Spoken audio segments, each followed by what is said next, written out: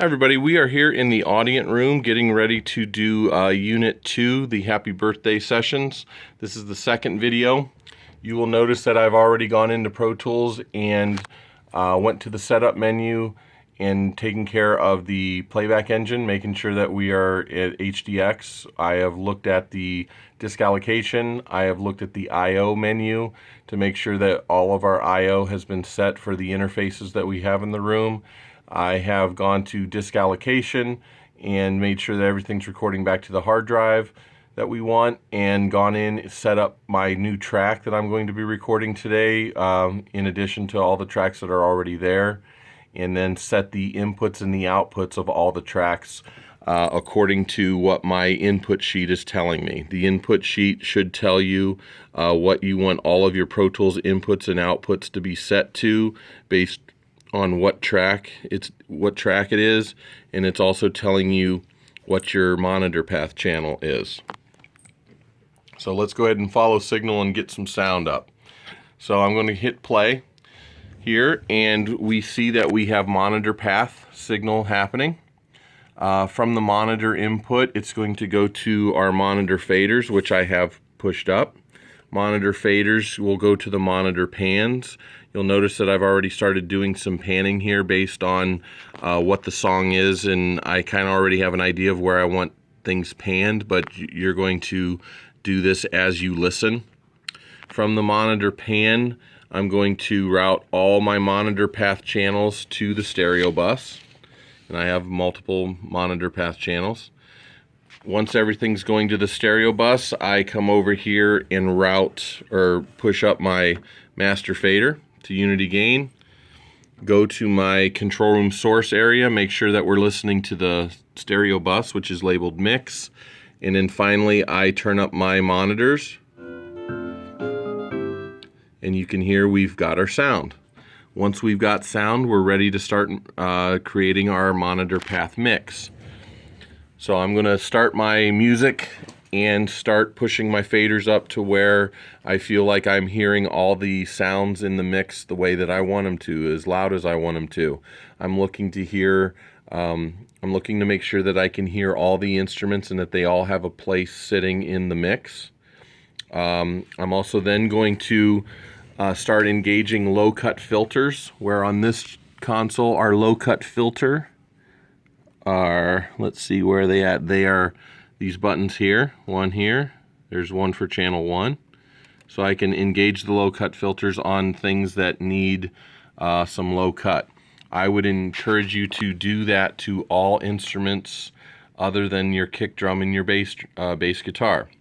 All the other instruments will benefit from not having as much low end rumble taking up space that the bass and the kick drum need to occupy.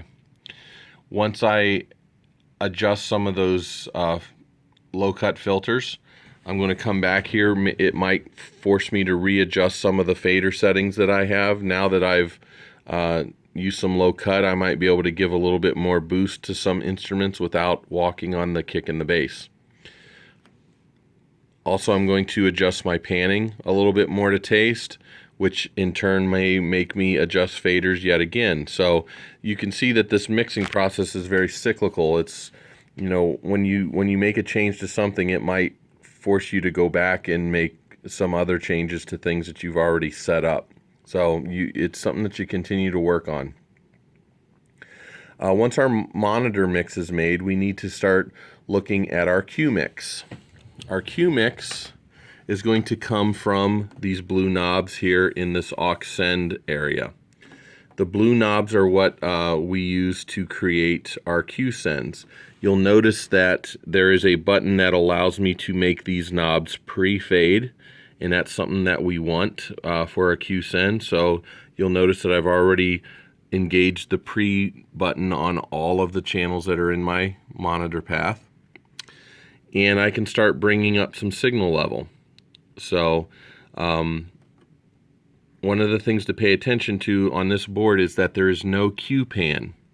Now, in our signal flow test that we take, you know, the signal flow test always says Q send, which are the blue knobs, to Q pan, then goes to Q master. Well, if a console doesn't have Q pans, then what you have to do is you have to use 2 aux sends to create your panning. And the way that you do that is it's all by how much volume you give each side, because send A will go to our left ear, send B goes to our right ear. If we give them the same amount of volume, then it'll appear like the sound is in the middle or in the center of our mix. And you can see I've done that to these first 3 instruments. Now over here to our overheads, which are on channels 4 and channels 5, you'll notice that for the left overhead channel, I'm only using send A, no send B. And for the right overhead channel, I'm only using send B with no send A. So therefore, I'm hearing the true stereo spread of the overhead channels. On an instrument such as our trumpet here, you'll notice that send A is given a little bit more gas or juice than send B.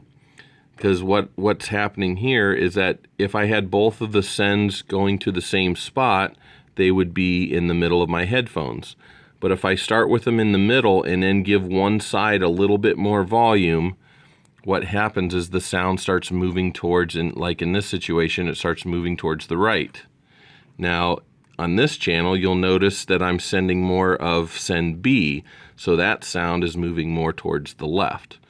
And as you go on down through the rest of your channels there, you'll start learning how to create a Q send using the 2 volume knobs or the 2 Q send knobs in order to create your panning.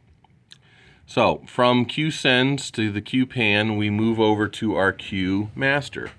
Our masters for the Q are in this section here. Notice that they're turned up, and they're blue just like the sends were over here.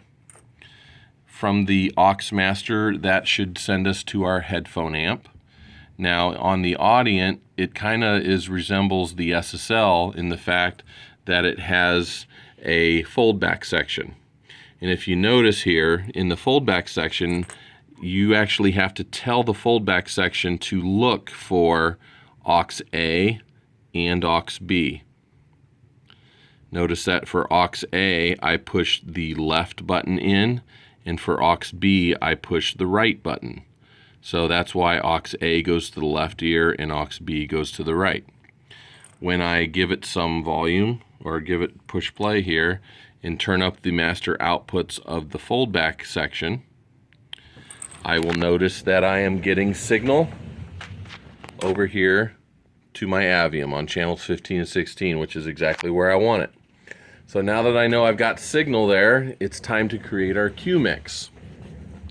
So we got to think about how we want to listen to this Q mix. There's a couple different ways. I could patch an Avium unit into this A16D, and then with my Avium headphone unit, I could listen back to my mix on headphones. That's one way of doing it. I could solo my aux master. That would be another way of listening to what is coming through the aux sends. Or we could do what I tend to like to do is I like to go to the patch bay and I like to patch the outputs of the foldback section or the aux masters, which are right here, and I then patch them into the 2-track returns, which are labeled here as play or monitor A or left and right for tape 1. So which means that if I want to listen to my Q mix, all I have to do is simply go to my control room source select and pick tape 1, because that's where I've patched into. Which this kind of allows me a really quick, easy back and forth action to be able to go back and forth between my stereo bus control room mix and my Q mix pretty easily. So anyway, that is the second video. In the next video, we're going to learn how to go out and put the microphone up and route through our input path into Pro Tools, and we'll be ready to start recording. So until then, we'll see you later.